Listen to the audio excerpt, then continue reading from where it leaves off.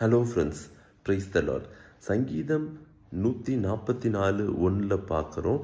கர்த்தர் நம் கைகளை போருக்கும் விரலை யுத்தத்திற்கும் படிப்பிக்கிற கண்மலையாகிய கர்த்தராக இருக்கிறார் அப்படின்னு. நம்ம லைஃப்பை கர்த்தர் நம்மளை ரெடி பண்ணுறதுக்கு நம்ம அலோவ் பண்ணணும். நம்ம என்ன பண்ணணும், அதுக்கு அனுமதி கொடுக்கணும். ஏன்னா கர்த்தர் அவராக நான் உன்னை உருவாக்குறேன், நான் உன்னை என்ன பண்ணுறேன், உன்னை உன்னை அடுத்த கட்டத்துக்கு கொண்டு போகிறேன், உன்னை நான் ஆயத்தமாக்குறேன்னு கர்த்தர் சொல்ல மாட்டார்.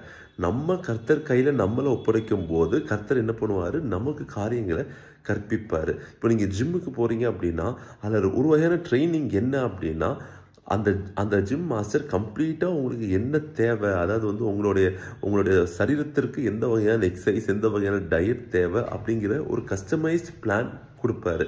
அதே போல் தான் கர்த்தரும். இப்போ நம்ம கர்த்தர் எப்படி நம்ம யுத்தத்துக்கு ஆயத்தப்படுத்துவார் அப்படின்னா, சங்கீதம் 18:34 பார்க்குறோம். வெண்கல வில்லை வளைக்கும்படிக்காய் என்னுடைய புயத்தை யுத்தத்துக்கு ஆயத்தப்படுத்துவீர்னு வசனம் போட்டிருக்கு.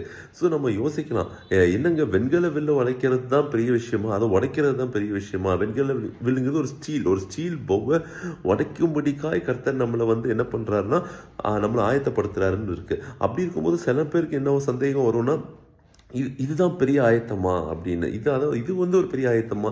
இப்போ இருக்க தலைமுறை இதோட பெரிய பெரிய காரியங்கள்லாம் செய்கிறாங்களே, வெண்கல வில்ல வளைக்கிறது தான் ஒரு பெரிய சாதனையா அப்படிங்கிற மாதிரி சில பேருக்கு தோணும். அதனால் ஒரு காரியம் நம்ம என்ன தெரிஞ்சுக்கணும் அப்படின்னா, நமக்கு என்ன ட்ரைனிங் தேவையோ, நம்ம எதற்காக ஆயத்தப்படுத்துகிறோமோ கர்த்தர் அதை தான் செய்வார். நீங்கள் என்ன பண்ணக்கூடாது அப்படின்னா, இன்னொருத்தர் எப்படி கர்த்தர் ஆயத்தப்படுத்தி வச்சிருக்கிறாரு, இன்னொருத்தருக்கு கர்த்தர் என்ன ட்ரைனிங் கொடுத்து வச்சிருக்காரு அப்படிங்கிறத நீங்கள் கம்பேர் பண்ணக்கூடாது. ஏன்னா கர்த்தர் நம்மளை ட்ரெயின் பண்ணும்போது நமக்கு ஒரு பியூட்டி இருக்குது. நமக்கு எது தேவையோ கர்த்தர் அதை மட்டும் தான் ட்ரெயின் பண்ணுவார். இப்போ நம்ம எக்ஸாமுக்கு இம்பார்ட்டன்ட் கொஸ்டின்ஸ் சிலது இருக்கும், அதை மட்டும்தான் சில சமயம் என்ன பண்ணுவோம், படிப்போம். ஏன்னா இந்த கொஸ்டின் கண்டிப்பாக வந்துடும் அப்படிங்கிற மாதிரி. அதுதான் கர்த்தர் நம்ம ட்ரெயின் பண்ணுறாரு. கர்த்தர் நம்மளை அன்வான்டாக என்ன பண்ண மாட்டார்னா எல்லாவற்றையும் ட்ரெயின் பண்ண மாட்டார். சில சமயம் வெண்கல வில்ல வளைத்தா நீ போதும்பா, நீ பெரிய பெரிய பெரிய பெரிய துப்பாக்கி இதெல்லாம் நீ எடுக்கணும்னு அவசியம் இல்லை, இந்த லெவல் ட்ரைனிங் உனக்கு போதும். ஏன்னா உன் லைஃபுக்கு இந்த ட்ரைனிங் என்னது போதுமானது, உன்னோட பிளான்ஸுக்கு இந்த ட்ரைனிங் போதுமானது.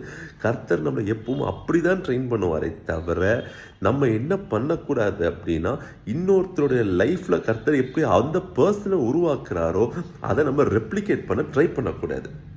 அப்போ தான் நம்ம ஃபெயில் ஆயிடுவோம். ஏன்னா நம்ம கொஸ்டின் நமக்கு எது தேவையோ, நம்ம எழுத போகிற எக்ஸாமுக்கு என்ன கொஸ்டின் தேவையோ அதுக்கு கர்த்தர் நம்ம ஆயத்தப்படுத்திடுவார். இன்னொருத்தருடைய கொஸ்டின் பேப்பருக்கு நம்ம ஆன்சர் எழுத நினச்சோம்னா நம்ம கண்டிப்பாக ஃபெயில் ஆயிடுவோம். ஸோ கர்த்தர் கையில் ஒப்பு கொடுத்தீங்க அப்படின்னா கம்ப்ளீட்டாக ஒப்பு கொடுத்துருங்க. உங்களோட பிளான்ஸையும் சஜஷன்ஸையும் உள்ளே திணிக்காதீங்க. கர்த்தர் உங்களை ஆசீர்வதிப்பாராக. ஆமென்.